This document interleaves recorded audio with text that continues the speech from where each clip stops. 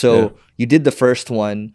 What did you, I mean, it's a labor of love first. Anybody that's written a book before, you know it's a labor of love. And plus, you like 10x, 20x just to make sure it's damn good. First book was amazing, right? What made you so quickly want to go to the next one? And what are you looking to get out of it?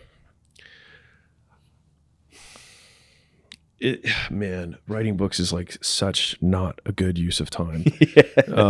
As much like it's something, it's honestly like a guilty pleasure. Like it takes too much of my time and I enjoy it. Cause a lot of people don't know this about my background, but like I was the vice editor of the newspaper. I was the editor in chief of the literary magazine. I got a writing scholarship going into college. Like I've been writing a long time and I enjoy writing.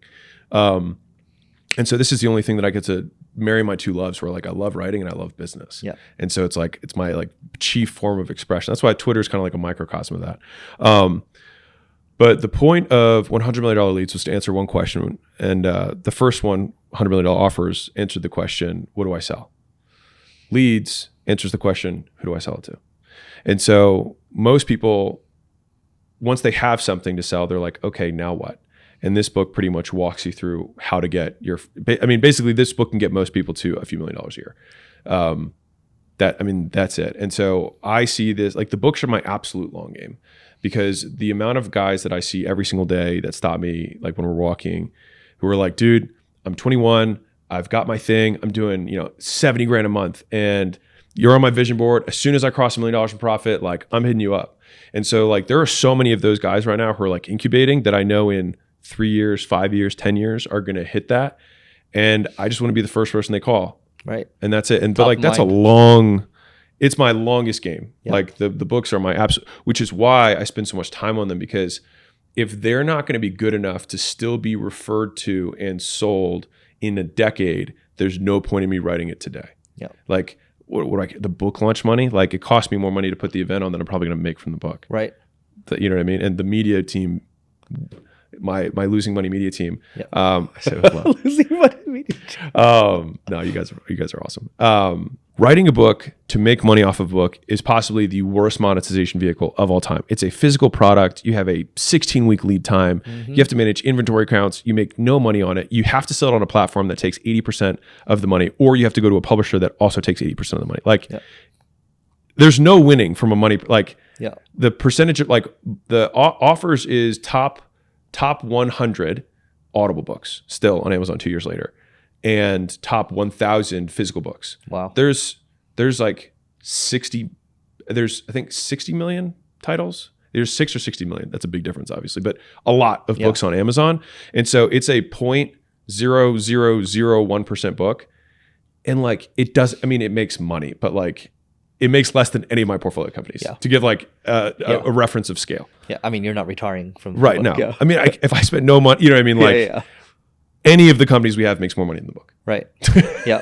Makes sense. I mean, but it's like it lives on forever. And that's cool. Yeah. And I think that's like if I were to die tomorrow, the thing I'd be most proud of is the books, because I knew that would be the thing that would outlive me the longest. Yeah. Which is interesting. We'll come back to the book in a second, but I think you talked about how you don't believe in the concept of legacy. Yeah. Right.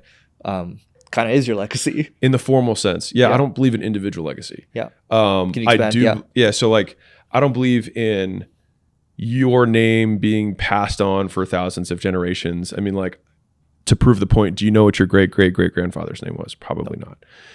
Right. And so like, that's not even that many generations back. And so to have like the ego and the thinking that like you're somehow like your progeny are, and even if you somehow became king of the world and you did have that, they wouldn't know who you were. You would just be like another historical figure that they could then trace their bloodline back to. And then if you do the math on how related you are to them, like if you go, 0.5 to the 8th, I mean, you're not related. You're just another human. And in to that degree, then relation generalizes to all of humanity. And then you just become a humanitarian, in which case I am pro-legacy from that perspective. And I think that the ultimate legacy is education, because all of us here are sitting here in a house full of inventions that other people that we don't know invented and made our lives better.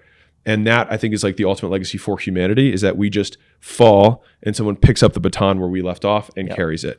But like, I think the ultimate wasted life is one where you learn lessons and pass it on to no one and force someone to quite truly reinvent the wheel. Naval has so the book he recommends the most is I think it's The Beginning of Infinity or something like that. Yeah, David Deutsch or whatever. I haven't read it. So this dude, and it's like a super dense read. But like I haven't completed it. But this guy's like, what is wealth? And wealth is knowledge. To your point, you just said it's education, right? Like that is the thing that continues to compound beyond you and me. It lasts beyond money. Yeah. And like that is what should matter. Like how do we make people wealthy? We educate them. And if you think about the reverse of that too, if you had a lot of money and you gave it to someone, how would you guarantee that they lose the money? You have them completely uneducated and completely ignorant. And so there's I think it's Sanskrit. So it's a super old like ism, but it says, if you have a bad son, there's no point in saving money. If you have a good son, there's no point in saving money. Because if you have the good son, he'll take care of himself. If you have a bad son, he's going to squander everything you have, which basically means that at no point does it ever matter what you accumulate, because either you passed on education, in which case they never needed you to begin with, or you pass on no education and they were going to lose everything you had. That's so good.